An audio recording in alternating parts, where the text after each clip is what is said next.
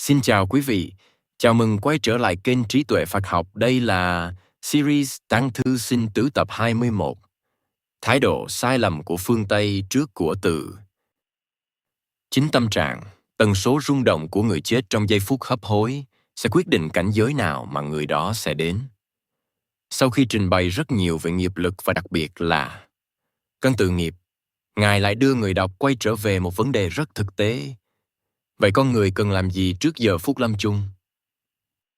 Bởi nếu cần tự nghiệp có thể phát động mạnh mẽ vào thời khắc cuối cùng, thì trạng thái tâm thức khi hấp hối hiển nhiên không còn là một việc nhỏ.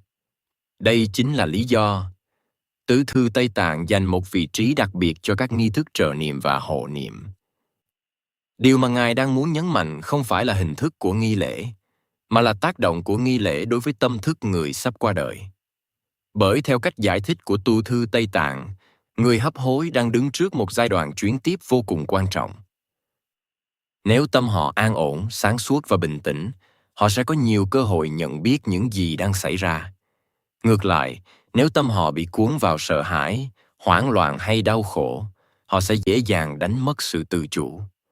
Từ đầu đến cuối, từ thư Tây Tạng không tập trung vào việc thay đổi thế giới bên ngoài. Ngài luôn quay trở lại với tâm thức, bởi chính tâm thức mới là yếu tố quyết định trong thời khắc chuyển tiếp ấy. Sự kinh ngạc của một danh sư Tây Tạng. Ngài viết, trong suốt những năm tháng hoàng Pháp, không có điều gì làm tôi kinh ngạc và than thốt bằng thái độ của người Âu Mỹ đối với sự chết. Ngài không kinh ngạc vì con người sợ chết. Sợ hãi trước cái chết là phản ứng rất tự nhiên. Điều khiến Ngài kinh ngạc là thái độ né tránh cái chết. Hình như phần lớn con người thời nay đều coi cái chết là một sự kiện bất bình thường. Con người đang đối xử với cái chết như thế, đó là một điều không nên tồn tại. Người ta nói rất nhiều về cách kiếm sống. Người ta dành rất nhiều thời gian để chuẩn bị cho tương lai. Người ta học cách thành công, cách làm giàu, cách xây dựng sự nghiệp. Nhưng rất ít người dành thời gian để tìm hiểu về sự chết. Rất ít người muốn đối diện với nó. Rất ít người muốn nhắc đến nó. Dường như chỉ cần không nói đến thì cái chết sẽ không tồn tại.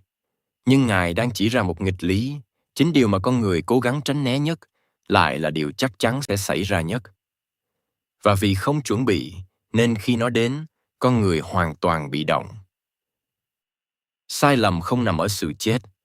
Sai lầm nằm ở thái độ trốn tránh, bởi nó cướp đi cơ hội duy nhất để chúng ta chuẩn bị hành trạng cho một cuộc hành trình tất yếu phải đến cửa mỗi một sinh mệnh. Gót khuất phương Tây, cái chết cô độc tại bệnh viện và sự trống rỗng tâm linh. Sau khi chỉ ra thái độ né tránh cái chết, Ngài tiếp tục mô tả hệ quả của thái độ đó.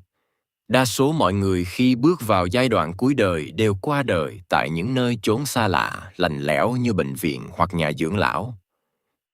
Rất ít ai có cơ hội được chết một cách yên ổn, tự tại chính ngôi nhà thân thương của mình. Ở đây Ngài không nói đến công nghệ hiện đại, không nói đến nền y học tiên tiến. Trong cái nhìn của Ngài, sự phát triển vật chất không đồng nghĩa với sự chuẩn bị cho cái chết. Con người có thể sở hữu những bệnh viện hiện đại nhất, có thể kéo dài sự sống bằng vô số phương tiện kỹ thuật, nhưng điều đó không đồng nghĩa với việc họ hiểu được sự chết.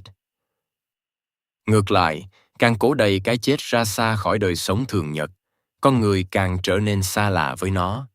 Và đến cuối cùng, nhiều người phải đối diện với giờ phút quan trọng nhất của đời mình trong một không gian xa lạ. Xa gia đình, xa những điều quen thuộc, xa bầu không khí bình yên mà họ từng gắn bó suốt cuộc đời. Điều mà Ngài đang nói tới không phải là địa điểm, mà là trạng thái tinh thần. Trong toàn bộ tư tưởng của tù thư Tây Tạng, tâm thức lúc lâm chung luôn giữ vai trò trung tâm. Vì thế, môi trường chung quanh cũng trở nên quan trọng. Một không gian quen thuộc, một bầu không khí bình an, sự hiện diện của những người thân yêu, những lời cầu nguyện chân thành. Tất cả đều có thể góp phần giúp người hấp hối giữ được sự ổn định nội tâm. Ngược lại, một không gian lạnh lẽo, xa lạ và thiếu nâng đỡ tinh thần có thể làm gia tăng cảm giác bất an trong giờ phút cuối. Đó là lý do vì sao Ngài đặc biệt quan tâm đến hoàn cảnh của người sắp qua đời. Không phải vì nghi thức, mà vì tâm trạng của họ. Họ ra đi mà không có người hướng dẫn tinh thần, không ai cử hành bất kỳ một nghi thức họ niệm hay cầu nguyện nào. Theo quan điểm của tứ thư Tây Tạng, cái chết không phải là sự kết thúc tuyệt đối.